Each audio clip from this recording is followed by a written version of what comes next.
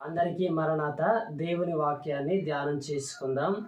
రోమీలకు రాసిన పత్రిక 3వ అధ్యాయము 26వ వచనము. క్రీస్తు యేసు రక్తమునందలి విశ్వాసము ద్వారా ఆయనను కరుణాధారముగా బయలుపరచెను. ప్రియమైనటువంటి దేవుని బిడ్డలారా, ఈ ప్రపంచంలో ఒక ప్రశ్న మనలందరినీ కూడా వెంటాడుతూ ఉంది. దేవుడు ప్రేమగలవాడైతే పాపాన్ని ఎలా శిక్షిస్తాడు? అలాగే దేవుడు న్యాయవంతుడైతే పాపిని ఎలా క్షమిస్తాడు? కానీ ఈ రెండింటికి కూడా ఒకే ఒక్క సమాధానము సిలువ. సిలువ మీద మనకు దేవుని ఉగ్రత కనబడుతూ ఉంది. అలాగే దేవుని యొక్క ప్రేమ కూడా వెల్లివిరిసింది. అందుకని సిలువ అనగా దేవుని న్యాయం. పాపానికి తగినటువంటి శిక్ష అక్కడ పడింది. అది దేవుని న్యాయము. అలాగే పాపికి క్షమాపణ లభించింది. అది దేవుని యొక్క కృప.